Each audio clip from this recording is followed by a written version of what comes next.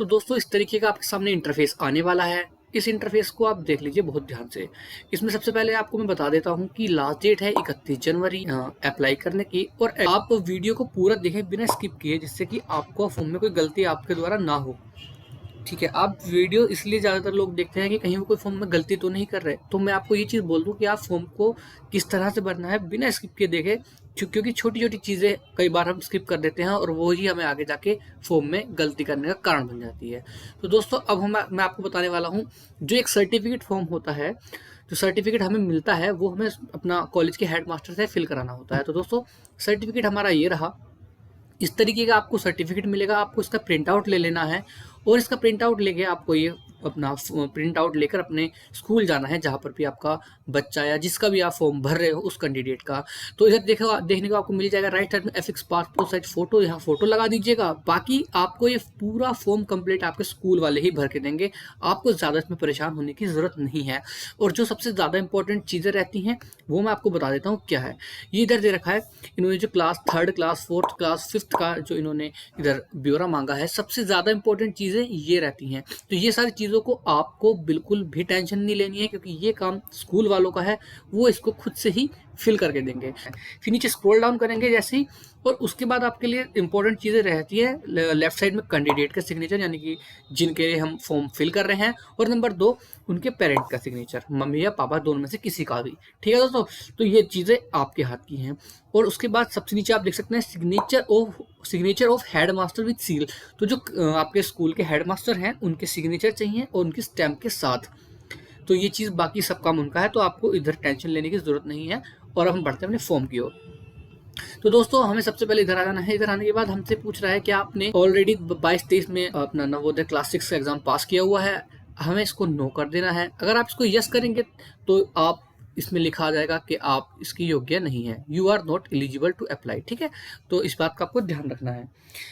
इस बात को ध्यान रखने के बाद अब आपको क्या करना है, अब अगला ऑप्शन मिल जाता है आपको कि आपने इससे पहले कभी एग्जाम में बैठे हैं जवाहर नवोदय के। अगर हाँ कर देंगे तो लिखा जाएगा नॉट एलिजिबल। ठीक है, you are not eligible to apply, तो इसलिए आपको इसको भी नो रखना है। तो नंबर 3 पे भी पूछ रहे हैं कि आपने इसका प्रोस्पेक्टस पढ़ लिया है, तो आपको इसको यस करना है। नो करेंगे तो सेम वही आएगा जो आपको दिखा दिया गया है। अभी आगे पूछ रहे हैं कि आप जिस कक्षा में पढ़ते हो क्या वो आप ही के ज़िले में है, तो आपको इधर यस पे क्लिक कर देना है। अगला ऑप्शन आ जाता है is the study certificate signed by the head master of the school, यानी कि जो हम सर्टिफिकेट मैंने आपको अभी अभी दिखाया है, क्या वो आपके पास आपके हेड मास्टर के सिग्नेचर द्वारा प्रमाणित है, तो आपको इसको भी यस कर देना है। इतना करने के बाद आपको स्क्रॉल डाउन करना है। स्क्रॉल डाउन करने के बाद आपसे ये पूछा जाएगा whether the candidate has been promoted from class 4th and admitted to 5th before 31 July, yes और नो। ठीक है, तो आपको इसको यस कर देना है। और यस करने के बाद आपको अगला ऑप्शन मिल जाता है do you have Aadhaar card का। अगर आपके पास आधार कार्ड नहीं है आप इसको तब भी आवेदन कर सकते हैं। तो इसलिए मैं आपको पहले बता दूं, इसमें हम यस करेंगे तो हमें आधार नंबर एंटर करने का ऑप्शन आ जाएगा, और अगर हम इसको नो करते हैं your registration will be provisional, please upload any government approved residence certificate of the parents from the district in which candidate is studying in class 5। ठीक है, तो दोस्तों इसमें हमें इन्होंने ये बोला है कि देखो मैं हिंदी में भी इन्होंने दे रखा है, जिस जिले में अभ्यर्थी कक्षा 5 में पढ़ रहा है उसके माता पिता का कोई भी सरकार द्वारा अनुमोदित निवास प्रमाण पत्र अपलोड करें। तो दोस्तों इसमें क्या होता है, जो भी आपका स्टेट होगा, स्टेट में जो भी आपका जिला होगा, उस जिले में आपने जो अपने बच्चे के जो पेरेंट है, माता या पिता, उनमें से किसी एक का निवास प्रमाण पत्र अपलोड कर देना है। ठीक है, तो ये उन कैंडिडेट्स के लिए है जिनके पास आधार कार्ड नहीं है। इतना करने के बाद आप इसको सबमिट पे क्लिक कर सकते हैं, और अगर आधार कार्ड है तो आपको इसको यस करना ही है, और नीचे आपको उधर आके अपना आधार नंबर एंटर करना है। ठीक है दोस्तों, ये पहला स्टेप था। आई होप कि आपको इतना डाउट क्लियर हो गया होगा, कुछ डाउट रहा नहीं होगा। अब बढ़ते हैं स्टेप 2 की ओर। तो दोस्तों अब आपके सामने इस तरीके का इंटरफेस आ जाएगा जैसे ही आप उस पहले स्टेप को कंप्लीट कर लेते हो। तो दोस्तों इंटरफेस आने के बाद अगर आपका आधार से ये ऑथेंटिकेट होता है, उसके बाद ऑटोमेटिक ये कैंडिडेट की डिटेल्स खुद से पिक कर लेता है। जैसे आप इधर देख सकते हो कैंडिडेट का नाम आ गया है, उनकी डेट ऑफ बर्थ आ गई है, और उनका पापा का नाम भी आ गया है। तो ये चीज़ आप देख सकते हो। ठीक है, उसके बाद आपको स्क्रॉल डाउन करना है। अब मैं आपको बता देता हूँ, इधर पूछा है इन्होंने उस राज्य का चयन करें जिसमें करें जिसमें अभ्यर्थी कक्षा 5 में पढ़ रहा है। तो बच्चा हमारा यूपी में पढ़ रहा है, ये ऑटोमेटिक यहाँ से रिसीव उठा लेता है। उसका वजह ये है कि उन्होंने आधार ऑथेंटिकेट किया है, तो वो ऑटोमेटिक उठाएगा। और डिस्ट्रिक्ट भी ये ऑटोमेटिक ले लेगा क्योंकि आपने आधार ऑथेंटिकेशन के थ्रू इसको लॉगिन कर लिया है। ठीक है, ब्लॉक का चयन करें जिसमें बच्चा कक्षा 5 में पढ़ रहा है, तो ब्लॉक यहाँ से चूज कर ली। उस विद्यालय का चयन करें जिसमें अभ्यर्थी कक्षा 5 में पढ़ रहा है, तो यहाँ पे आप मैनुअली टाइप करेंगे जिस स्कूल में बच्चे का एडमिशन है, स्कूल का नाम आपको पे एंटर करना है। इधर स्कूल का नाम एंटर करना है और फिर नीचे आपको कैंडिडेट का यानी कि बच्चे के पेरेंट का मोबाइल नंबर एंटर करना है। उसके बाद आपको अपनी ईमेल आईडी एंटर करनी है। ईमेल आईडी एंटर करने के बाद बच्चे के माताजी का नाम और पिताजी का नाम वो ऑटोमेटिकली ले लेता है। अगर किसी वजह से उनके माता या पिता नहीं है या फिर हैं, अगर नहीं है तो गार्जियन की डिटेल यहाँ दी जाएगी, दे सकते हैं आप। गार्जियन में आप उनके भाई बहन या दादाजी किसी का भी नाम डाल दे सकते हैं।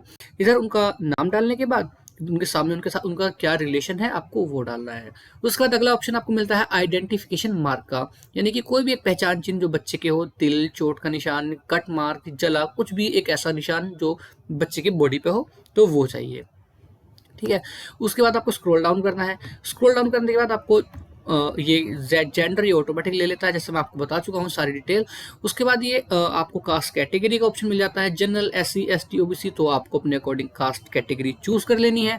उसके बाद आपसे पूछता है ये मीडियम ऑफ एग्जामिनेशन, जो बच्चा एग्जाम देने वाला है वो किस भाषा में देना चाहता है, हिंदी या अंग्रेजी। 3 ऑप्शन इन्होंने दिए हैं, हिंदी, इंग्लिश और उर्दू। जिस भी मीडियम में एग्जाम देना चाहता है वो इधर से आप चूज करेंगे। इतना करने के बाद स्क्रॉल डाउन करना है और आपको ये ऑप्शन मिल जाता है विकलांगता यदि कोई हो। अगर बच्चा हैंडीकैप है तो आपको इधर कैटेगरी मिल जाती है कि किस कैटेगरी में है, आपको कैटेगरी चूज कर लेनी है। अगर नहीं है तो उस पर नन पे छोड़ देंगे। उसके बाद आपको सामने मिल जाता है रिलीजन यानी धर्म का, कि आपका धर्म क्या है। तो इधर सारे ही धर्म लगभग दे दिए हैं, आप इधर से अपना धर्म चूज कर लीजिए। और अगर इसमें लिस्ट में नहीं है तो आप अदर भी कर सकते हैं। उसके बाद आधार नंबर ये ऑटोमेटिक जैसे कि ऑथेंटिकेट हमने किया है आपको पता ही है। उसके बाद इधर आपको बच्चे के पिताजी की या माताजी की एनुअल इनकम दिखा देनी है, जो भी एनुअल इनकम उनकी हो। तो ठीक है, आपको सही सही एनुअल इनकम उनकी दिखानी है। एनुअल इनकम दिखाने के बाद आपको नीचे स्क्रॉल डाउन करना है और ये रहा मैंडेटरी स्टेप, जहां पर सबसे ज़्यादा लोग गलती कर लेते हैं और कंफ्यूज हो जाते हैं उन्हें क्या फिल करना है, कैसे फिल करना है। तो दोस्तों मैं आपको क्लियरली बता दूं, ये स्टेप आपके लिए नहीं है। आपने जो सर्टिफिकेट फॉर्म, ये मैं आपको दिखा देता हूँ एक बार, ये जो सर्टिफिकेट है आपने इसका जो प्रिंट आउट लेके इधर सेम आपको देखने मिल जाएगा, परफॉर्मा सेम ही है। तो ये आपने जो अपना स्टूडेंट के स्कूल में भेजा होगा, हेडमास्टर जी ने उसको इसमें प्रिंट आउट में सारी डिटेल अच्छे से फिल करके दी होंगी। तो ये चीज़ आपको ध्यान रखनी है, ये आपको यहाँ टेंशन नहीं लेनी है, ये आपको ऑलरेडी फिल किया हुआ ही मिल जाएगा। और अगर आप आधार ऑथेंटिकेट करके फॉर्म को फिल करते हो तो उसमें आपको एक सबसे बड़ा बेनिफिट मिल जाएगा कि आपको आधे से ज़्यादा डिटेल ऑलरेडी फिल मिल जाती है। आपकी 50% तक आपका फॉर्म फिल ऑलरेडी हो चुका होता है। जो डाउट्स रहते हैं कि कहीं नाम की स्पेलिंग गलत ना हो जाए, डेट ऑफ बर्थ गलत ना हो जाए, वो डाउट्स भी आपके क्लियर हो जाते हैं। तो इस चीज़ का आपको ध्यान रखना है। उसके बाद मैं आपको बता देता हूँ, इधर इन्होंने दे रखा है, यहाँ पे हमें क्या करना है, ये ऑटोमेटिक अगर आप आधार ऑथेंटिकेट कर रहे हो तो ये ऑटोमेटिक ये तीनों कॉलम आगे फिल कर लेगा। उसके बाद हमें इधर आ जाते हैं, name of the village, village का नाम एंटर कर देंगे। विलेज का नाम एंटर करने के बाद आपको इधर स्कूल का नाम एंटर करना है आपको पढ़ रहा है। उसके बाद ये पूछता है कि स्कूल क्या मान्यता प्राप्त है, तो आपको इस पे रिकॉग्नाइज पे ही रखना है। उसके बाद नीचे आ जाता है स्कूल की स्थिति, यानी कि जो आपकी स्कूल की लोकेशन है, क्या वो ग्रामीण एरिया में है या शहरी, तो वो भी आपको चूज कर लेनी है। रूरल यानी कि ग्रामीण, अर्बन यानी कि शहरी, तो वो आप अपने अकॉर्डिंग चूज करेंगे। इसी तरीके से आपको कक्षा 4 का विवरण मिलता है, इसी तरीके से कक्षा 5 का विवरण मिल जाता है। और ये डेट्स आप देख सकते हैं ऑटोमेटिकली इन्होंने खुद से की है, यानी कि ये आपको फिल नहीं करनी है, ये खुद से ऑटोमेटिक ले चुका है। तो दोस्तों इतना करने के बाद आपको आ जाना है नीचे स्क्रॉल डाउन करके। इस तरीके से ये अंडरटेकिंग्स हम पहले ही ले चुके थे, तो ये ऑलरेडी हमें वही शो करा रहा है। उसके बाद आपको स्क्रॉल डाउन करके इस तरीके का इंटरफेस देखने मिलेगा। तो दोस्तों इस इंटरफेस में मैं आपको देखो बता देता हूँ, इसमें क्या है कि जो कैंडिडेट का फोटो है उसका कम साइज होना चाहिए 10 से 100 KB के बीच, और कैंडिडेट के जो सिग्नेचर है उनका साइज भी 10 से 100 KB के बीच होना चाहिए। फिर अगले स्टेप में दिखा देते हैं कि उनके जो पेरेंट है, माता या पिता, उनमें उनके सिग्नेचर का भी साइज 10 से 100 KB के बीच का ही होना चाहिए।